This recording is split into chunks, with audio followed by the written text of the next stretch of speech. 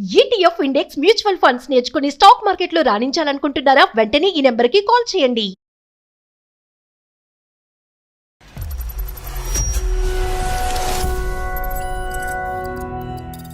Two months నుంచి నన్ను దూరం పెడుతున్నారండి. అసలు నాతో మాట్లాడట్లేదు, చిరాకు పడిపోతున్నారు.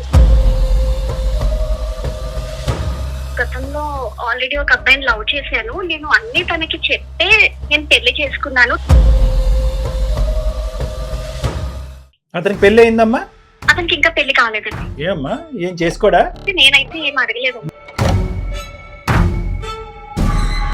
హలో, అండి మీరెవరు? నేను నిరుపమ, సుమన్ టీవీ అందమైన జీవితం కార్యక్రమం నుంచి కాల్ చేస్తున్నానండి. సుమన్ టీవీ వాళ్ళకి నాతో ఏం పని? మీ వైఫ్ పవిత్ర ఉన్నారు కదా? దానికి సిగ్గులేని పని చేసేది మళ్ళీ మిమ్మల్ని హలో, మీరు అలాంటి మాటలు మాట్లాడేంత మీకు రైట్స్ అయితే లేవు. ఏం తెలుసు అని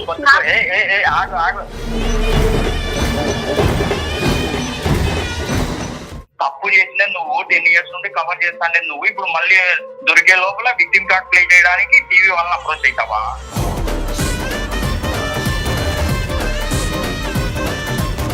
నువ్వు ఫోన్ ఎత్తుతూనే మీ ఆవిడ్ని నానా బూతులు తిడుతున్నావు. మరి 2 నెలలు బట్టి ఇంత కోపం కసి అంతా మనసులో పెట్టుకుని అలాగే ఉన్నావా ఇంట్లో? నా ముగ్గురికి ఏం చేత కాలేదు, అందుకే నేనే సంపాదిస్తాను. వాడు వేస్ట్ కావడానికి మీరు అలా చెప్పలేదు. బాబు, నువ్వు వేస్ట్ గాడు అయితే వేస్ట్ గాడు. పెళ్లి చూపులప్పుడే ఇంత నిజాయితీ ఉందంటే ఇంకా క్యారెక్టర్ కూడా ఇలాగే ఉంటుంది అనుకుని నేను చేసుకున్నా సార్. నేను చేయక అసలు ఇంట్లో పరిస్థితి ఎలా ఉంటుంది అసలు? అంటే ఇప్పుడు నేను ఉద్యోగం చేయలేదు కాబట్టి ఇప్పుడు వాడు ఆఫీస్ లో పని చేస్తాను. రేపు పొద్దున వాడు ఫామ్ హౌస్ లో పని చేయమంటాడు, వెళ్తావా? నీ పేరులోనే పవిత్రతుంది, నీ బతుకులో లేదు, నీ బుద్ధిలో లేదు. ఎదవా, వాడేదో కావాలని చెప్పి వింటూ అలవాటు చేసుకో. వీడు జస్ట్ లేట్ అయినందుకే ఇంత కంగారు పడిపోతున్నాడు. వాళ్ళ 2 పిల్లలు నీకు పుట్టలేదు, వానికి పుట్టలేదు, నీకు పుట్టినారనుకుంటే వాడు ఏమైపోతారు రా కాబడుకో, మంచి బీబీగా దొరికినారా మీకు అని మాట్లాడుకోవడం నేను విన్నా సార్. నువ్వు నన్ను అడగాలి కదా, ఏంటి వాళ్ళు ఇలా మాట్లాడుకుంటున్నారు ఏంటి అని నువ్వు అక్కడే నన్ను అడగాలి కదా. నువ్వు కడుపుకి అన్నం తింటావా, గిడ్డి తింటావా? ఎవడన్నా వచ్చి నా పిల్లలు నాకు పుట్టలేదంట, వానికి పుట్టినారంట, సర్టిఫికేట్ చూపిమని ఎవడన్నా అడుగుతాడా? తలచాడినాడు.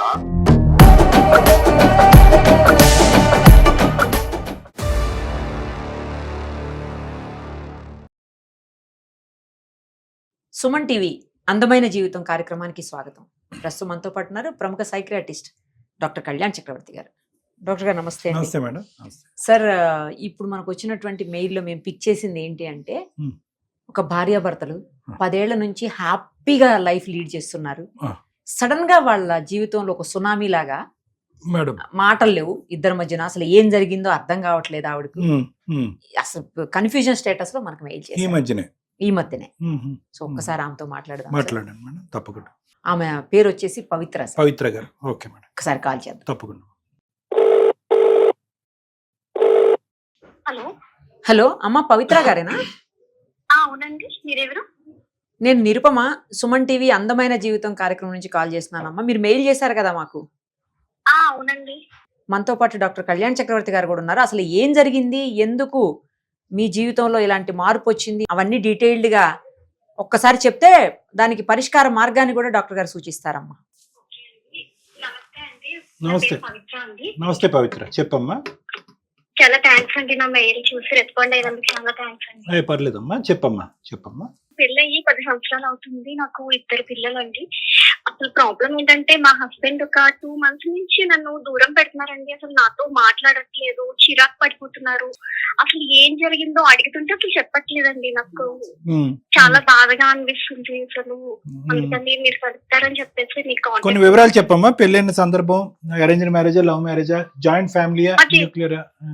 అరేంజ్డ్ మ్యారేజే. కాకపోతే నేను గతంలో ఆల్రెడీ ఒక అబ్బాయిని లవ్ చేశాను. నేను అన్ని తనకి చెప్తే నేను పెళ్లి చేసుకున్నాను. తను యాక్సెప్ట్ కూడా చేశారు. మీ ప్రేమ విరిగిపోవటానికి ఈ పెళ్లి జరగటానికి మధ్యలో ఎంత వ్యవధి ఉంది? ఒక 3 నెలలు అండి. Right, okay. సో ఇదంతా ఎప్పుడు చెప్పారు మీ వారికి? మీరు ముందే చెప్పాను అంటే పెళ్లికి ముందే మీరు మాట్లాడుకున్నప్పుడు అమ్మా? మాకు పెళ్లి చూపులు జరిగే టైంలోనే ఆల్రెడీ మొత్తం తనతో నేను కొంచెం పర్సనల్ గా మాట్లాడి మొత్తం నా స్టోరీ అంతా ఇలా చెప్పాను. సో ఆయన కూడా యాక్సెప్ట్ చేశారండి. యాక్సెప్ట్ చేశారు. యాక్సెప్ట్ చేసిన తర్వాత ఓకే మేము 10 years లో మాకు ఒక్క ప్రాబ్లం కూడా లేదు, మాకు 2 పిల్లలు, సో చాలా బాగా ఉన్నామండి. కానీ ఇప్పుడే సడన్ గా ఎందుకు ఒక 2 నెలల నుంచి ఆయన అసలు నాతో సరిగ్గా ఉండట్లేదు. ఏమైంది? ఊరికే 2 చిరాకు పడిపోతున్నాడు. ఏం చేస్తూ ఉంటారా మాత్రం? ప్రెసెంట్ అయితే నేనే జాబ్ చేస్తున్నానండి, ఆయన ఖాళీగానే ఉంటున్నారు. అదేంటమ్మా? కొంచెం కరోనాలో చిన్న ప్రాబ్లం రావడం వల్ల తన జాబ్ చిన్న ఇష్యూలో ఉంది, సో తన ఇంట్లోనే ఉంటున్నారు. మీరేంటమ్మా చేసేది? నేను సాఫ్ట్వేర్ అండి. మరి ఐటీ జాబ్ చేస్తున్నారు, మరి సరిపోతుందా మనీ ఇంటి పిల్లల చదువుల గురించి కానీ ఇలాంటి వాటికి?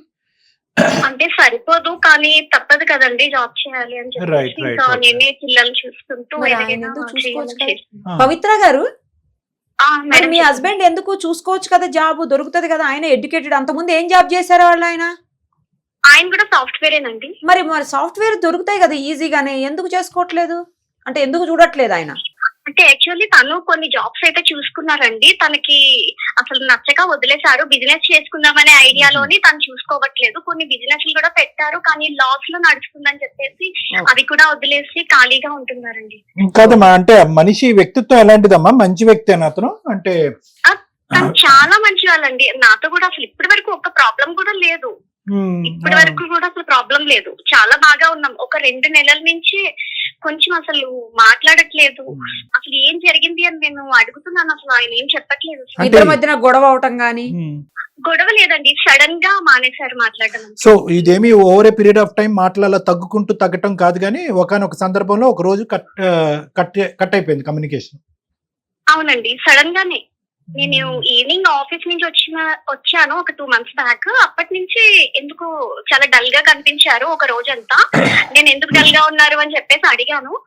అప్పటి నుంచి కూడా అసలు మాట్లాడడం లేదు. ఇది కాకుండా ఇంకేమన్నా ఉందమ్మా? అంటే మిగతా అన్ని అంశాల్లో మీతో హ్యాపీయే కదా అతను? పిల్లల్ని చూసుకోవటం, వంట వార్పు, ఇల్లు పని, ఇంటి పని చేయటం, ఇవన్నీ కూడా అవన్నీ మీరే చూసుకుంటారా? అతను ఏమైనా హెల్ప్ చేస్తూ ఉంటాడా? ఖాళీగానే ఉన్నాడు? హెల్ప్ చేస్తారండి, ఇద్దరం కలిపే ఇంట్లో వర్క్స్ అన్ని ఇద్దరం కలిపే చేసుకుంటాము. కానీ ఆ చేసే టైంలో కూడా నాతో మాట్లాడడం లేదు. మీకేమన్నా మీ పాస్ట్ గురించి మళ్ళీ ఆ అబ్బాయితో, ఆ పాస్ట్ కి సంబంధించినటువంటి అబ్బాయితో మీరు ఈ మధ్యకాలంలో మళ్ళీ ఏమైనా మాట్లాడటం, మెసేజ్ పంపించడం ఇలా ఏమైనా జరిగినాయా? లేదా అతను గాని పంపించడం మీకు? లేదంటే అతను అటు నుంచి గానీ? యాక్చువల్లీ చెప్పాలంటే నేను ఎక్కడైతే వర్క్ చేస్తున్నానో అతను కూడా అక్కడే వర్క్ చేస్తున్నారు. కానీ ఆ విషయం అయితే మా హస్బెండ్ కి అయితే తెలియదండి, చెప్పేంత అవకాశం కూడా లేదు. నేను తనతో అసలు కాంటాక్ట్ లో కూడా లేను. సో అబ్బాయి ఎలాగమ్మా అంత కోఇన్సిడెన్స్ ఎలా అయిందమ్మా? ఒకే కంపెనీలో ఎంతకాలం బట్టి మీరిద్దరు అదే కంపెనీలో ఉన్నారు? ఒక 1 year నుంచి తను అదే కంపెనీలో వర్క్ చేస్తున్నారు. నేను ఆల్రెడీ మా హెచ్ఆర్ కి చెప్పాను వేరే దగ్గర కొంచెం షిఫ్ట్ చేయమని చెప్పేసి. ఆమె కూడా చూస్తానని చెప్పారు. నాకు ఇబ్బందిగా అవుతుంది అని చెప్పి. ఒకే కంపెనీయా, ఒకే టీమా అమ్మా? ఒకే టీం కాదండి, ఒకే కంపెనీ. కాకపోతే ఎదురు పడతారు అంతే. వచ్చి జాయిన్ అయిన అంటున్నాడు కదా, అదేమన్నా మీ ఇద్దరి మధ్య మనస్పర్ధలకి ఒక కారణమా? అలాంటిది ఏమన్నా ఉందని మీకు అనుమానం ఉందా? అసలు లేదండి. అసలు ఎందుకు నేను ఆ మాట అన్నాను అంటే కనుక, ఇప్పటి వరకు మీరు చెప్పినటువంటి అన్ని పాయింట్స్ లో సవ్యంగా, సానుకూలంగా, సంతోషంగా గడిచినటువంటి ఈ ప్రయాణంలో ఒక 10 సంవత్సరాల పాటు మీ పెళ్ళిలో ఇప్పటికొచ్చి ఏ ప్రాబ్లము లేదు. ఓన్లీ ప్రాబ్లం ఏంటంటే కరోనా టైంలో మీ భర్త గారు ఉద్యోగం పోగొట్టుకోవటం, అక్కడి నుంచి ఖాళీగా ఉండటం, ఈ వ్యాపారం ఆ వ్యాపారం చెప్పటం, ఏది కలిసి రాకపోవటం, కేవలం ఒక 2 months బట్టే అతను మీతో దూరంగా ఉండటం, మాట్లాడకపోవటం అనేటటువంటి జరిగింది. దానికి ఒక ఎడిషనల్ పాయింట్ మీరు ఏమని చెప్పారంటే 1 year బ్యాక్ ఒక కోఇన్సిడెన్స్ రూపాన అబ్బాయి ఎక్స్ మీ లవర్ ఎవరైతే ఉన్నాడో అతను వచ్చి ఈ కంపెనీలో జాయిన్ అవటం అనేది జరిగింది. అది కూడా మీరు హెచ్ఆర్కి వెళ్ళారు, చెప్పారు. హెచ్ఆర్ పెద్ద స్పందించలేదు, అతన్ని మమ్మల్ని దూరంగా వేయండి అంటే వాళ్ళు స్పందించలేదు. అదంతా ఒక ఎత్తు. కానీ ఈ అంశం ఇప్పటి వరకు మీ వారికైతే మీరు చెప్పలేదు. అతని మనసులో ఈ కారణం చేత మాట్లాడకుండా అతను దూరం పెడుతున్నాడు అనేటటువంటి ఆలోచన లేదు అనేది కూడా మీరు చెప్పగలుగుతున్నారు కదా? అవునండి. అంటే ఈ విషయం నేను ఒకవేళ మా హస్బెండ్ కి చెప్తే తనేదైనా తప్పుగా అపార్థం చేసుకుంటారు, ఆఫీస్ మానేమంటారు. ఇప్పుడు మానేస్తే ఇప్పుడు తనకి జాబ్ లేక, నాకు జాబ్ లేక, అసలు పిల్లలు స్కూల్స్ అవన్నీ చాలా ప్రాబ్లమ్స్, ఫుడ్ కూడా ఇబ్బంది అయిపోతుంది అని చెప్పేసి నేను అతనికి చెప్పకుండా హెచ్ఆర్ కి ఇలా మెయిల్ పెట్టాను. అది కూడా అది పాయింట్ అమ్మా, అది పాయింటే. కానీ నేను ఏమన్నా అంటున్నానంటే మీరు చెప్పకపోవటం చెప్పటం వల్ల వచ్చేటటువంటి సమస్య ఒకటి అని అనుకుంటే, మీరు చెప్పకపోగా వేరే చోట నుంచి వచ్చి అతనికి తెలిస్తే కనుక అది ఇంకో అది సమస్య ఇంకో అనేది కూడా సమస్య మీరు దారి అంటే రెండు సమస్యలే, కానీ అది పెద్ద సమస్య అవుతుందేమో అనేది మీరు ఒకసారి గమనంలో పెట్టుకోండి. ఇది ఒకటి. రెండో ప్రశ్న, అతనికి పెళ్లి అయిందమ్మా? అతనికి ఇంకా పెళ్లి కాలేదండి. ఏమ్మా, ఏం చేసుకోడా? నేనైతే ఏం అడగలేదండి. అసలు ఎందుకు మాట్లాడట్లేదు, రైట్. నువ్వు ఇలా తప్పు చేసావు ఏంటి, అసలు ఏదైనా చెప్పాలి Right. కదండి. నేను తెలుసుకోవాలనుకుంటున్నాను, అందుకే తను నా కాల్స్ అసలు ఆన్సర్ చేయట్లేదు. మరి ఫోన్ కలుపుతారా ఒకసారి అతనికి మాట్లాడదాం? తను నా కాల్స్ లిఫ్ట్ చేయట్లేదండి. కాల్స్ కూడా లిఫ్ట్ చేయట్లేదా? లిఫ్ట్ చేయట్లేదు. మరి ఈ 2 months బట్టి పిల్లల్ని పెంచే విధానంలో రకరకాల మాటలు వస్తాయి, అవి కూడా మాట్లాడుకోవట్లేదమ్మా మీరు? లేదండి, ఇంట్లో ఏదో అంటే నేను మాట్లాడుతా ఉంటే జస్ట్ అలా వినేసి ఊరుకుంటారు అంతే అండి, అసలు మాట్లాడట్లేదు. సో ఇంట్లో పిల్లల మాటలు తప్ప మీ ఇద్దరు ఏదైనా- మాటలు వినిపించారు. లేదండి, ఒకవేళ నేనే మాట్లాడతాను తనకి అర్థం అవుతుంది, కానీ నాతో మాట్లాడతాను. సరే, ఫేర్ ఎనఫ్. ఒకసారి నంబర్ ఇవ్వమ్మా, మేడంకి నంబర్ ఇస్తే మేడం ఒకసారి కలుపుతారు, మీరు లైన్ లో ఉండండి. మెసేజ్ పంపించమ్మా. ఏం పేరండి మీ హస్బెండ్ పేరు? ఓకే, మెసేజ్ చేయండి నంబర్ ఒకసారి నాకు. Okay madam.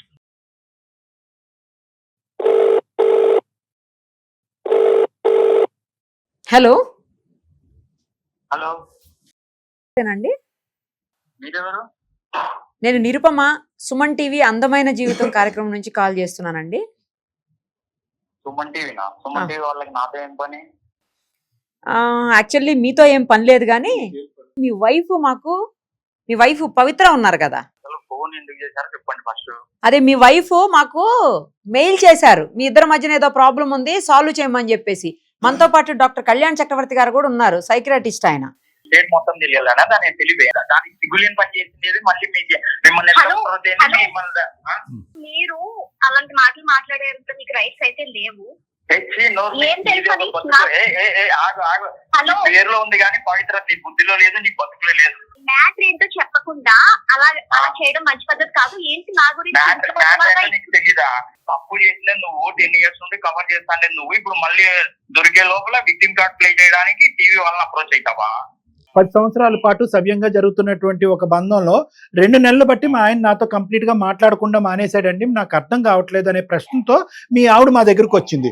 నువ్వు ఫోన్ ఎత్తుతూనే మీ ఆవిడని నానా బూతులు తిడుతున్నావు, మరి 2 నెలలు బట్టి ఇంత కోపం కసి అంతా మనసులో పెట్టుకుని అలాగే ఉన్నావు ఇంట్లో? అసలు ఏం జరిగింది? నీ వర్జన్ అనేటటువంటిది మేము వినకుండా మేము ఎటువంటి నిర్ణయం తీసుకోము. ఆ అమ్మాయి తరపున మేమేదో వకాలతో పుచ్చుకుని నీ మీద అటాక్ చేయడానికి మేము రాలేదు. ఆ అమ్మాయి ఎంత ఇంపార్టెంట్, నువ్వు అంత ఇంపార్టెంట్, మీ ఇద్దరికి పుట్టినటువంటి 2 పిల్లల యొక్క భవిష్యత్తు కూడా అంతే ఇంపార్టెంట్.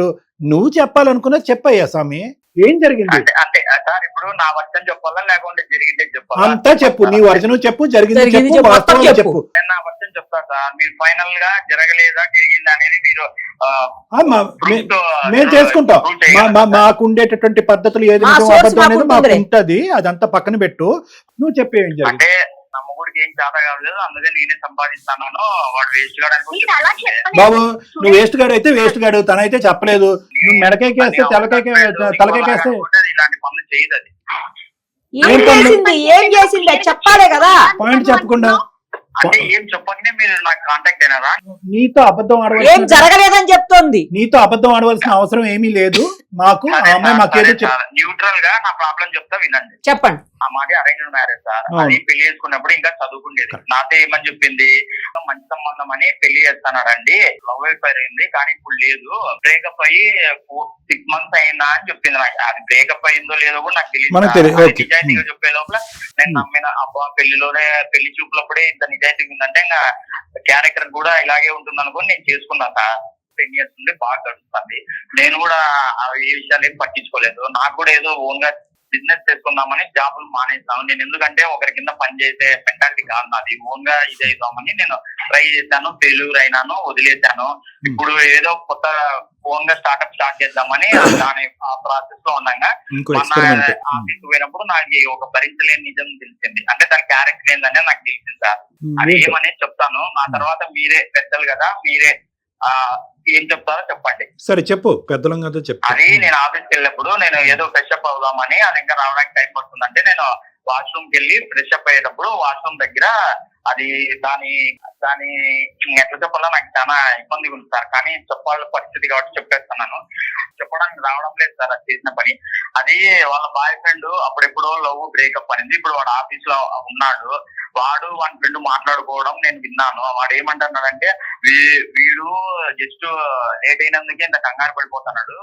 వాళ్ళు ఇద్దరు పిల్లలు నీకు పుట్టలేదు, వానికి పుట్టలేదు, నీకు పుట్టినారనుకుంటే వాడు ఏమైపోతారు రా కొడుకు, మంచి బీపీగా దొరికినారా మీకు అని మాట్లాడుకోవడం నేను విన్నా సార్. అదే ఆఫీస్ లో మా ఫ్రెండ్ ఉన్నాడు. మా ఫ్రెండ్ ద్వారా కనుక్కుంటే తెలిసింది ఏంటంటే వాడు ఆఫీస్ లో 1 year నుండి వర్క్ చేస్తున్నాడంట. సేమ్ ప్రాజెక్ట్ మీద వర్క్ చేస్తున్నాను నాకు తెలిసింది. ఇది నాతో చెప్పాలా కదా. ఇప్పుడు బ్రేకప్ విషయం చెప్పిండేది 10 years ముందు. 1 year జాయిన్ అయినప్పుడు ఎందుకు చెప్పలే, 1 year నుండి ఎందుకు దాచిపెట్టింది అంటే వీడు కనుక్కోలేదులే. లేదంటే నేను ఆల్రెడీ పెళ్లి చూపులు చెప్పేస్తాను, ఇంకా నేను ఏం చేసినా నిజాయితీ పత్రాలనే సర్టిఫికేట్ తో బతికేచ్చని తను తెలియదు సార్. అందుకనే ముందుగానే అది ముందు పెళ్ళప్పుడు ప్లానింగ్ లేకుంటే రీసెంట్ గా ఏమన్నా పాత విషయాలు గుర్తుకొచ్చి స్వీట్ మెమరీస్ అట్ సైడ్ మళ్ళీ నన్ను ఇది చేసిందో నాకు తెలియదు. కానీ అదైతే నాకు వద్దు సార్. మీ భార్య పేరు ప్రస్తావన వచ్చింది అక్కడ? సార్ వచ్చింది. నేను వాష్రూమ్ పోయేటప్పుడు వాడు అన్నాడు మళ్ళీ నువ్వు ఆఫీస్ లో జాయిన్ అవ్వని తెలిసి ఎంగేమైపోతారా అని వాళ్ళు మాట్లాడుకోవడం నేను విన్నాను. నాకు అన్ని తెలుసు. అందుకే ఆ రోజు నుండి దాని ముఖం చుడుకుది కాదు. సరే సరే, మళ్ళీ అది రిపీట్ చేయకు. కానీ ఎందుకు అలా పదే పదే రిపీట్ చేస్తావు? కానీ విను, సరిగా విను నువ్వు మాట. మేము అడిగేదానికి ప్రశ్నకి సమాధానం చెప్పు. రిపీట్ చేసినంత మాత్రానే ఏం కాదు.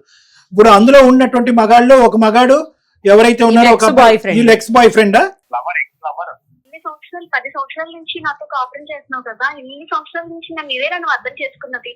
ఉద్యోగం అంటున్నావు కదా, ఇప్పుడు సడన్ గా ఎవరో వచ్చి జాయిన్ అయ్యారని చెప్పి నేను ఎందుకు జాబ్ మానేయాలి? జాబ్ మానేస్తే మన పరిస్థితి ఏంటి? నువ్వు ఉద్యోగం చేయక నేను చేయక అసలు ఇంట్లో పరిస్థితి ఎలా ఉంటది అసలు? అంటే ఇప్పుడు నేను ఉద్యోగం చేయలేదు కాబట్టి ఇప్పుడు వాడు ఆఫీస్ లో పని చేస్తాను. రేపు పొద్దున వాడు ఫామ్ హౌస్ లో పని చేయమంటాడు. వెళ్తావా? వెళ్తాంటే అసలు నేను ఉద్యోగం చేయడానికి అతనికి అసలు సంబంధం ఏంటి? నువ్వెవరు చెప్పడానికి అసలు? నాకు అవన్నీ వద్దు. బేసిక్ క్వశ్చన్ ఒకటి అడుగుతా. నువ్వు వాడు 1 year నుండి నీ ఆఫీస్ లో పని చేస్తా అంటే నాకే ఎందుకు చెప్పలేదు? అదొక్కటి చాలు. ఆ విషయం దాచిపెట్టినావంటే మిగతా ఎన్ని విషయాలు దాచిపెట్టింటావో ఆడే అర్థమైపోతుంది. చెప్పేది విను, నేను దాచిపెట్టడం అయితే నిజమే, కానీ నీకు చెప్తే నువ్వు వెంటనే ఉద్యోగం మానేమంటావు. ఉద్యోగం మానేస్తే అసలు ఎలా ఉంటుంది చెప్పిన పరిస్థితి ఏంటి? పిల్లలు ఉన్నారు, స్కూల్స్ అన్ని ఉన్నాయి కదా, అన్ని అర్థం చేసుకొని నేను అసలు నీకు చెప్పలేదు. నేను ఆల్రెడీ HR కి మెయిల్ పెట్టుకున్నాను. నేను ఆల్రెడీ నాకు వేరే దగ్గర ఆల్రెడీ షిఫ్ట్ చేయమని చెప్పేసి నేను అడిగాను. కావాలంటే ఒకసారి మా HR ని వెళ్ళి అడుగు. అన్ని వదిలిపెట్టండి. ఇప్పుడు పిల్లలు వాడు అంత కరాకండి చెప్తున్నాడు నీకు పుట్టలేదంటే ఏమైపోతారా అని. ఎట్లా తెలుస్తాయి వానికి? హలో, ఎవరు చెప్పారు నీకు? నీకు ఎవరు చెప్పారు? చెప్తాడు. ఎక్స్లా వాళ్ళతో మాట్లాడటం విన్నాను నేను. ఏం విన్నావు చెప్పు. వాడు లేట్ అయినందుకే అంత ఇదైపోతుంటే ఆ 2 పిల్లలు వానికి పుట్టలేదు నీకు పుట్టినారంటే వాడు ఏమైపోతారు అని మాట్లాడుకోవడం మన చెవులతో విన్నాను. నువ్వు అడగాలి కదా, ఏంటి వాళ్ళు ఇలా మాట్లాడుకుంటున్నారు ఏంటి అని నువ్వు అక్కడే నన్ను అడగాలి కదా. ఆ పార్టీ జరుగుతున్నప్పుడు అడగాలి కదా. నువ్వు కడుపుకి అన్నం తింటావా గిడ్డి తింటావా? ఏ మొగుడన్నా వచ్చి నా పిల్లలు నాకు పుట్టలేదంట వానికి పుట్టినారంట సర్టిఫికేట్ చూపిమని ఎవరన్నా అడుగుతాడా? తలకాయ ఉన్నాడు అడుగుతాడా? DNA టెస్ట్ చేపిస్తే ఇద్దరికి డౌట్ క్లియర్ అయ్యింది. సంవత్సరాల్లో ఒక్కసారైనా డౌట్ వచ్చిందా? నువ్వు మా ఆఫీస్ కు వచ్చావు కాబట్టి నువ్వు ఇలా మాట్లాడుతున్నావు. ఇన్ని సంవత్సరాల్లో నీకు రాలేంది ఎవరు?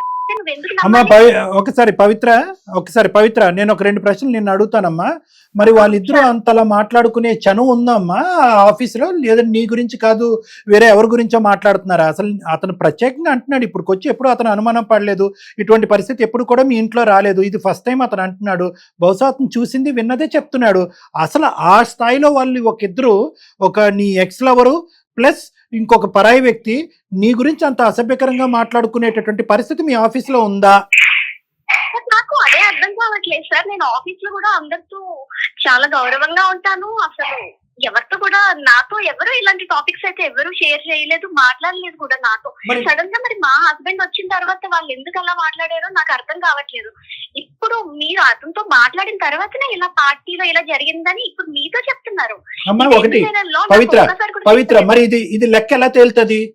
ఇప్పుడు లెక్క ఎలా తేలుతుంది? ఇప్పుడు ఇది లెక్క ఓకే, నీ వరకు నువ్వు చాలా పవిత్ర అనే పేరు పెట్టుకున్నట్టు కానీ నువ్వు చాలా పవిత్రంగా ఉన్నావు.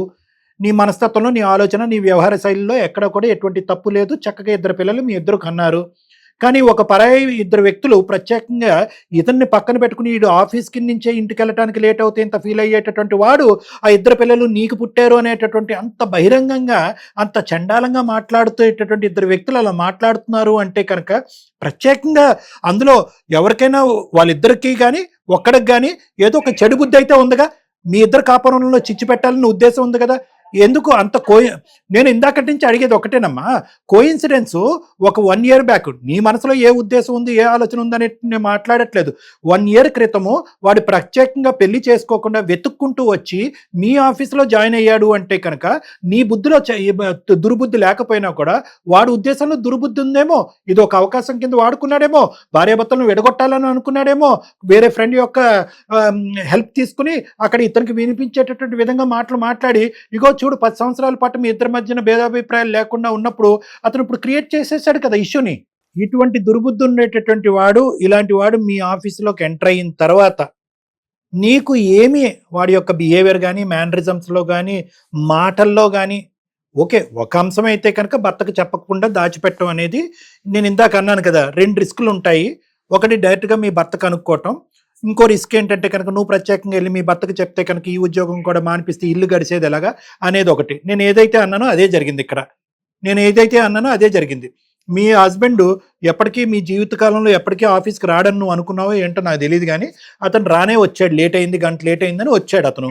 ఆఫీస్కి వచ్చిన అసలు ప్రాబ్లం ఏంటి సార్? ఇప్పుడు ఇంట్లో మనుషులు ఎవరైనా లేట్ గా వస్తే అసలు ఆఫీస్ కి ఎవరైనా వస్తారు కదా సార్, దాంట్లో పెద్ద విషయం అయితే ఒకటి వినండి, ఇక్కడ వినండి అమ్మా పవిత్ర, ఒక్కటి వినండి, జాగ్రత్తగా వినండి. ఇక్కడ నీ యొక్క క్యారెక్టర్ నీ ఆలోచన శైలి కంటే ఎవరైతే నీ చుట్టూరు ఉండేటటువంటి కొంతమంది నీకు తెలియకుండానే మీ జీవితంలో గొయ్యలు తవ్వేటటువంటి ఒక బ్యాచ్ ఉన్నారు, ఆ బ్యాచ్ నువ్వు కనుక్కోలేకపోయావా అని మేము అడుగుతున్నాం. బ్యాడ్ ఇంటెన్షన్ తోనే అక్కడ జాయిన్ అయ్యి ఉండాలి సార్ అసలు. అంతే మేడం, అది ఈ అమ్మాయికి ముందే పసిగట్టి ఐదర్ మీ భర్త కన్నా కూడా వాడు ఇక్కడ చేరాడండి, వాడి ఉద్దేశం ఇలా ఉందని ముందే చెప్పాలి. చెప్పుంటే కనుక అది ఇక్కడి వరకు వచ్చుండేది కాదు. కానీ ప్రత్యక్షంగా వచ్చి మీ హస్బెండ్ అక్కడొచ్చి ఆయన చూసేటప్పటికి చూసిన మొదటిసారే ఇటువంటి సందర్భం ఇటువంటి మాటలు అతను చెవుని వినేటప్పటికీ అతను రియాక్ట్ అవటంలో ఎటువంటి తప్పు లేదు. మా ఆయన ప్రత్యేకంగా పని కట్టుకుని అబద్ధాలు ఆడుతున్నాడా?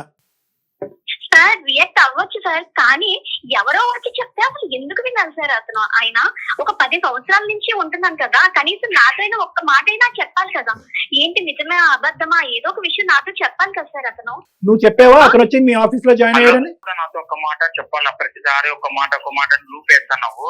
నువ్వు కూడా నాతో ఒక మాట చెప్పాలా కదా. 1 year నుంచి ఒక మాట చెప్పలేదు కదా. లేదో నీకు తెలియదు కదా, ఒక మాట అయితే చెప్పాలా కదా. ఆ తర్వాత కదా ఆ వ్యక్తికి నాకు సంబంధం లేనప్పుడు తను మా ఆఫీస్ లో వర్క్ చేస్తున్నాడు అని స్పెషల్ గా నేను మీకు ఏం చెప్పాలి? వాడు ఎవడైతే అనుకున్నాడో వాడు ఒక ఎజెండా ప్రకారమే వచ్చి మీ ఆఫీస్ లో జాయిన్ అయ్యాడు. నువ్వేంటంటే తెలివి తక్కువగా ఆడి దారి ఆడిది, నా దారి నాది, ఇది గత ప్రేమ కదా ప్రస్తుతం ప్రేమ కథ కాదు కదా, నా భర్త ఉన్నాడు కదా అని చెప్పి గుడ్డిగా నమ్మి నువ్వు అక్కడ నేనేం మందలించట్లేదు, తిట్టట్లేదు, కానీ ముందస్తూ వచ్చేటటువంటి సమస్యకి ముందుగానే జాగ్రత్త చేసుకుంటే కనుక బాగుండేదేమో అని నా అభిప్రాయం. ఏమండి అలా వాడు వచ్చాడండి, ఇదేం కోఇన్సిడెన్స్ అండి, మీకు ఇష్టమైతే నేను ఇక్కడ ఉంటానండి, కష్టమైతే వేరే చోటుకి వెళ్తానండి అని ఏదన్నా ఆ పద్ధతిలో మాట్లాడుంటే ఈ పరిస్థితి వచ్చుండేది కాదని నా అభిప్రాయం. ఎన్నో ఆప్షన్స్ ఉన్నా నువ్వు ఒకే ఆప్షన్ ఎంచుకున్నావు. ఏంది వీనికి తెలియదు, వీడు తెలుసుకోలేడు, అంతే. అది నీకు తెలియదు మాత్రం మాట్లాడుతున్నావు. నీ పేరులోనే పవిత్రత ఉంది, నీ బతుకులో లేదు, నీ బుద్ధిలో లేదు.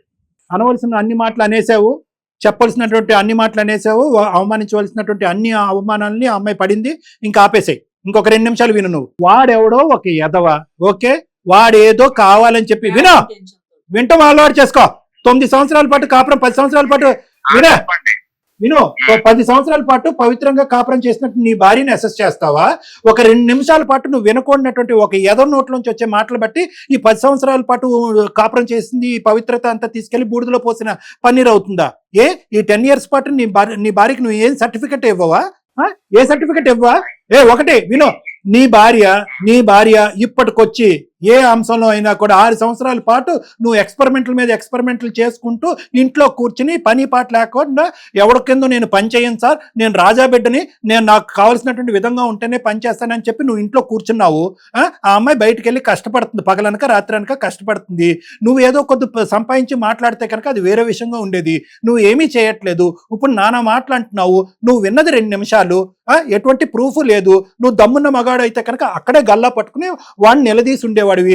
అక్కడే మీ ఆవిడని ఎదురుగుంట పెట్టి ఏంటి అసలు మీ ఇద్దరి మధ్య సంబంధం ఏంటి అని చెప్పి అక్కడే అడుగుండేదానివి.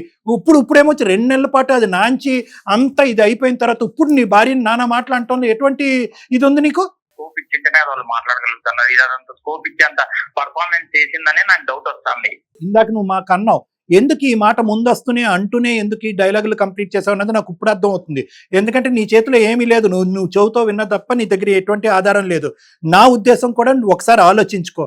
10 years పాటు నీతో పాటు ప్రయాణం చేసినటువంటి ఈ అమ్మాయి ఒక్క సందర్భంలో అయినా కూడా ఒక మచ్చపడేటటువంటి విధంగా వ్యవహరించిందా, ఆలోచించిందా, మాట్లాడిందా? ఎప్పుడూ లేనటువంటి ఈ సమస్య ఈ రోజు ఎందుకు వచ్చిందంటే 2 కారణాల చేత వచ్చింది. ఒకటి, ఆ అమ్మాయి ముందొస్తే నీకు చెప్పుంటే కనుక ఏదో వచ్చి మా ఆఫీస్లో జాయిన్ అయ్యడం చెప్పుంటే ఈ ప్రాబ్లం వచ్చిండేది కాదు. నెంబర్ 1, ఈ అమ్మాయి యొక్క వీక్నెస్ ని వాళ్ళు క్యాష్ చేసుకుని వెనకట్లో ఒక నాటకం ఆడారు. సో వాడు అక్కడ కల్ప్రిట్, నీ వైఫ్ కల్ప్రిటా కాదన్నది డిసైడ్ చేసుకోవాల్సింది నువ్వు. విన్నది నేను అబద్ధం అని అనట్లే. ఫైనల్ గా నేను ఒకటే మాట చెప్తాను సార్, నేనైతే డిఎన్ఏ టెస్ట్ కి వెళ్దాం అనుకుంటున్నా. దానిలో ప్రూవ్ అయిందనుకో అది సురేష్, నేను ఆల్రెడీ ఇందాకే చెప్పాను మీకు, నేను ఏ టెస్ట్ కన్నా నేను రెడీగానే ఉన్నాను. ఉండే స్వామి అందరికి డిఎన్ఏ టెస్ట్ ఒకటి బాగా. డిఎన్ఏ టెస్ట్ అంటే కనుక అదేదో రోడ్డు మీద అమ్మేటటువంటి ఏం చింతపండు బియ్యం అనుకున్నారా? ఏమే డిఎన్ఏ టెస్ట్ చేయించటానికి మీరు ఆప్షన్ చెప్పండి సార్, మీరే చెప్పండి. అలా అన్నావు బాగుంది. ప్రతిదానికి డిఎన్ఏ టెస్ట్ అనేటటువంటిది అది అంత ఈజీ కార్యక్రమం ఏం కాదు. అది చాలా పెద్ద లీగల్ ప్రాసెస్. అయినా కానీ అవసరం వస్తే కనుక ఖచ్చితంగా అక్కడి వరకు వెళ్దాం.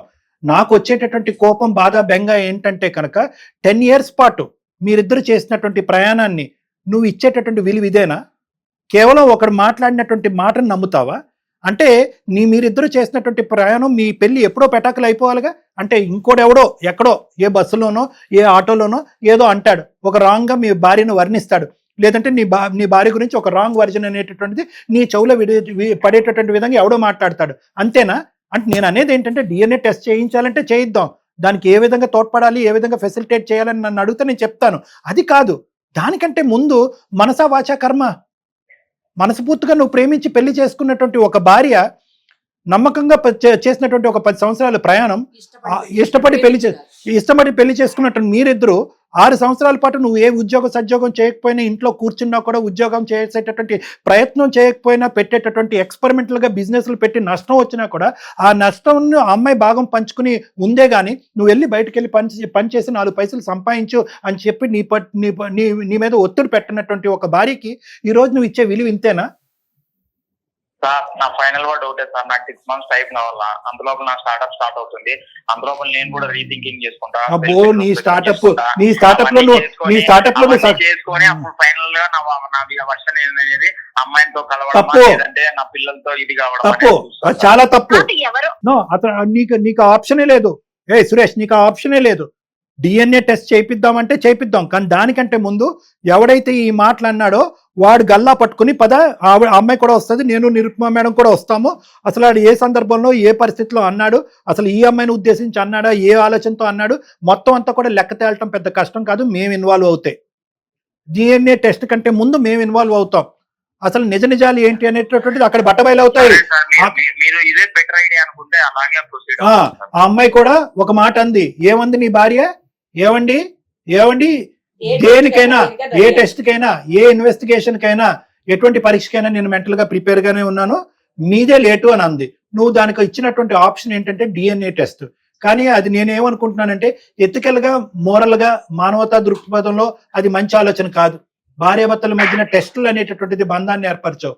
భార్యాభర్తల మధ్యన నమ్మకం అనేటటువంటిది ఉంటుంది, ప్రేమ ఆప్యాయతలని ఉంటుంది, గతం అనేటటువంటిది చరిత్ర మీ ఇద్దరి యొక్క బంధం గురించి మాట్లాడుతుంది. ఒక పనికిరానోడు ఒక 4 మాటలు, నీకే కాదు ఈ ప్రోగ్రామ్ చూసేటటువంటి వాళ్ళందరికీ కూడా చెప్తున్నాను, ఎవరో ఏదో మాట్లాడుకుంటారు, రోడ్డు మీద ఎన్నో కుక్కలు మరుగుతూ ఉంటాయి. దమ్ముంటే కనుక కుక్క ఎందుకు మరుగుతున్నావు అని చెప్పి అక్కడే లెక్క తేల్చుకోండి. వెనక నుంచి వచ్చి వెన్నుపోట్లు పొడుస్తూ 2 నెలల పాటు లోపల రగిలిపోతూ మండిపోతూ ఇదే కదా అక్కడ హత్యలు అనే అనవసరమైనటువంటి అనర్థాలకి దారి తీసేటటువంటి అంశం ఇదే కదా. మీరు అక్కడే లెక్క తేల్చుకుని ఉంటే సరిపోయి ఉండేది. మేము పవిత్రాన్ని తీసుకెళ్లి ఫేస్ టు ఫేస్ మాట్లాడుకుంటాం సార్. ఏమ్మా పవిత్ర, నువ్వు దానికి రెడీ అయినా? అతను వస్తాడంట, వాడిని అడుగుతాడంట, అతన్ని అడుగుతాడంట. రెడీ అయినా నువ్వు? నేను రెడీ సార్, నేను దేనికైనా ఇప్పుడు రెడీ అని చెప్తున్నాను కదా సార్. మరి ఒకప్పుడు ఏ తప్పు చేయలేదు, నేను కరెక్ట్ గా ఉన్నాను. ఒకప్పుడు ఏమైనా చెప్పుకోమని చెప్పండి. ఒకప్పుడు వాడు కావాలనే మాట్లాడాడు, మీ ఇద్దరి మధ్యన ఏదో చిచ్చు పెట్టడానికి వాడు మాట్లాడాడు, వాడు ఒక దురుద్దేశంతో వచ్చి మీ ఆఫీస్లో జాయిన్ అయ్యాడని తెలిస్తే కనుక నువ్వు వెంటనే అక్కడ ఉన్నటువంటి జాబ్కి రిజైన్ చేసి ఇంకో చాటుకి వెళ్ళడానికి రెడీ అయినా? లేదంటే హెచ్ఆర్కి లేదంటే నేను ఎందుకు నా జీవితాన్ని రిస్క్లో పెట్టాలి అనుకుంటే కనుక జరిగినటువంటి దాని అంతరికి మేము సాక్ష్యంగా ఉంటాము, ఇన్ రైటింగ్ నువ్వు మీ హెచ్ఆర్ వాళ్ళకి రిపోర్ట్ చేయి, వీడు ఇలా అబ్యూస్ చేస్తున్నాడు, ఇలా ప్రాబ్లం క్రియేట్ చేస్తున్నాడు అని నువ్వు రాయి, మేము కూడా దానికి సపోర్టింగ్గా ఉంటాం, వాడిని అక్కడి నుంచి ఉద్యోగంలో తీసేసేటటువంటి విధంగా మనం ప్రయత్నం చేద్దాం. సరే సార్, సపోర్ట్ గా ఉంటుందని చెప్తాను. అది అక్కడ కూడా నీకు క్లారిటీ రాలేదు అని అనుకుంటే కనుక నువ్వు అన్నట్టుగా ఏదైతే టెస్ట్ ఉందో దాన్ని కూడా మనం ఫెసిలిటేట్ చేద్దాం. But that should always be the last option. Okay sir, date time fix చేసి ప్రొసీడ్ అవుతాం. అందుకే దయచేసి నువ్వు 6 నెలలు టైం పెట్టాను, స్టార్ట్అప్ పెట్టి సెటప్ పెడతాను, ఇవన్నీ వేరే విషయం. ఫస్ట్ నాకు ముఖ్యమైనటువంటి అంశం ఏంటంటే మీ పర్సనల్ లైఫ్. నువ్వు స్టార్ట్అప్ పెడతావు, బిజినెస్ పెడతావు, ఎంత ఖర్చు పెట్టి ఎంత తగలడతావు అనేది నీ యొక్క ఆలోచన శైలి, దాంట్లోకి నేను జోక్యం చేసుకోవట్లేదు. కానీ ఈడు జోడుగా ఉండటము, ఇద్దరు కలిసిమెలిసి ప్రయాణం చేయటము, మీ స్టార్టప్లో ఆ అమ్మాయి కూడా ఒక భాగస్వామి అవటము, దాని పరంగా ఆ అమ్మాయి హెల్ప్ చేయటము, ఆ అమ్మాయి వచ్చేసేటటువంటి వృత్తిలో మీరు మానసికంగా సపోర్ట్ ఇవ్వటము, ఇద్దరు చక్కగా పిల్లల్ని చూసుకోవటం అనేది ప్రధానమైన అంశం. అన్నింటికంటే పిల్లలు సార్ ఇంపార్టెంట్. పిల్లలు నలిగిపోతున్నారు 2 నెలలు బట్టి. ఎస్, ఓకేనా? Okay sir. రైట్. ఓకే. ఏమ్మా పవిత్ర గారు ఓకేనా? ఓకే, మీరు మాట్లాడండి. అక్కడ జరిగినటువంటి ఫలితం ఏమైందో ఆడితో మాట్లాడిన తర్వాత ఏం రిజల్ట్ వచ్చిందన్నది మాకు చెప్పండి, దాన్ని బట్టి నెక్స్ట్ స్టెప్స్ ప్రొసీడ్ అవుదాం. Okay, thank you. ఇతనికి ఏంటంటే మేడం, బేసికలీ ఓకే అమ్మాయి చేసింది ఒక తప్పు మేడం, ఏంటంటే what ever it is transparency. వాడెవడో అయితే కనుక అది వేరే విషయం. హీజ్ ఎక్స్ ఆల్రెడీ అతనికి ముందు చెప్పింది. ఇప్పుడు ఎలా అయింది, 50% అమ్మాయి అప్పుడు చెప్పింది, మిగతా 50% దాచినట్టు అయిపోయింది. అంటే వాడు అసలు ఈ కంపెనీలో జాయిన్ అవ్వకపోయింటే వేరే ఉండేది, అసలు అవసరమే లేదు. ఇక్కడేం జాయిన్ అవటము, వాడు ఎందుకు వచ్చాడు అనేది ఎవరికన్నా ఆలోచన వస్తుంది. ఇన్ని 100 కంపెనీల్లో ఎందుకు, సరే కోఇన్సిడెన్స్ అనుకుందాం. ఇటువంటి కోఇన్సిడెన్స్ అయిపోయింది మా ఇంట్లో అని చెప్పి జోక్గా అమ్మాయి భర్తకు చెప్పినా సరిపోయి ఉండేది. అవును, జోక్గా చెప్పినా అట్లీస్ట్ ఫ్యాక్ట్స్ గానే ఉన్నాయి, ఇన్ఫర్మేషన్ ట్రాన్స్పరెంట్ గా ఉన్నదని. అది నెంబర్ 1. నెంబర్ 2 ఏంటంటే కనుక ఇతను విన్నది ఏమి పిచ్చి మాటలు కాదు. వాడు అనే ఉంటాడు, ఈ అమ్మాయిని ఉద్దేశించి అన్నాడో ఏమన్నాడో నాకు తెలియదు కానీ అనే ఉంటాడు. వాడు ఉద్దేశం అనేటటువంటిది ఇప్పుడు వరకు సంవత్సరం టైంలో ఈ అమ్మాయి కనిపెట్టలేకపోయింది. వచ్చినటువంటి 10 నిమిషాల్లో అతను చూసినటువంటి దాంట్లో ఆ ఉద్దేశం కనిపించింది. ఇప్పుడు సో ఆ అమ్మాయి ఒక రిస్క్ ఏరియాలో ఉంది, ఒక డేంజరస్ పర్సన్ ఆ అమ్మాయి చుట్టూనే తిరుగుతున్నాడు.